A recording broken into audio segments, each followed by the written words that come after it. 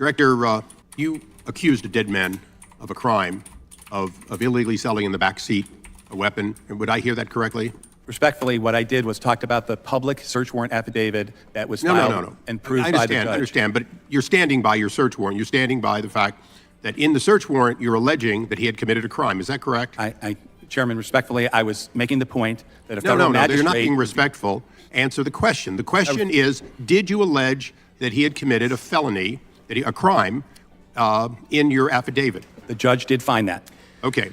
Well, I'll take that as the judge found it because you alleged it. So you alleged the crime, but you didn't seek to arrest him, did you? Did you have an arrest warrant for Mr. Malinowski? My understanding... That's a yes or no, Director. My understanding is that there was not an arrest warrant. I don't have the full investigative file, but that is my understanding. You came here, you knew we were going to ask, you saw yesterday, and now you're playing one of the games that the chairman and I didn't like during Fast and Furious. We don't like it now.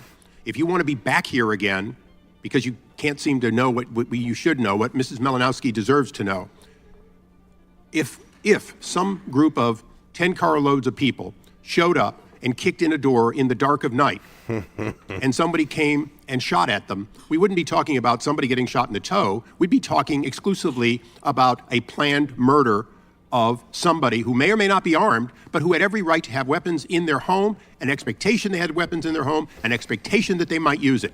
All of that, you don't have to be ATF to know. So let's go back on track here again. Planned murder. If you had a belief that he had committed a crime, and if your intent was to arrest him, then that would explain why a week earlier you called off an already authorized search because you were only going to search for the weapons, you weren't going to search for him. Isn't that correct? Respectfully, Mr. Chairman, I am not able and will not. It's not fair to do this during the pendency of a criminal investigation. For who? It's always, I'm sorry, but DOJ and you guys, it's always, you can go on forever.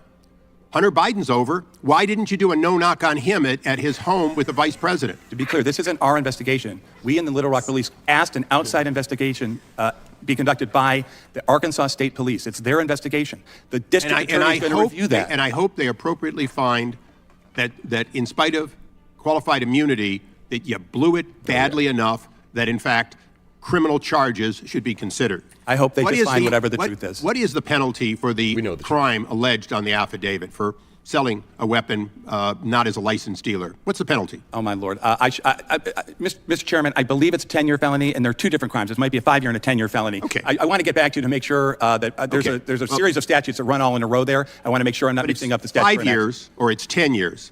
It's not a death penalty. Is that correct? There is not a death penalty for that statute, no. Okay. So Mr. Malinowski was not in any danger of being executed for what he is alleged to have done and no longer can defend himself because he's dead.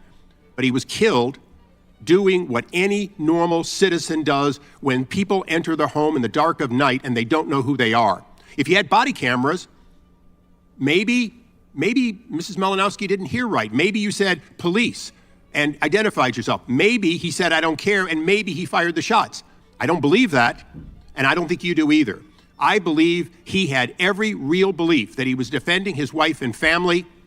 He fired warning shots, a ricochet hit a police officer or an ATF agent, and you killed him. Those are the facts. I have been investigating ATF for many years, and ATF agents have, rightfully so, and with great trepidation, I'm sure, come forth and been our whistleblowers. And we've consistently seen there are two ATFs, the one we need and want and deserve, and the one that plays fast and loose, like 10 cars going in deliberately with a warrant that did not entitle an arrest, when in fact, if you wanted to arrest him, it would have been reasonable to arrest him at work and simultaneously go into his home. If you had done that, he'd be alive today, and we'd be talking about other things, including whether you acted legally. With that, I yield back.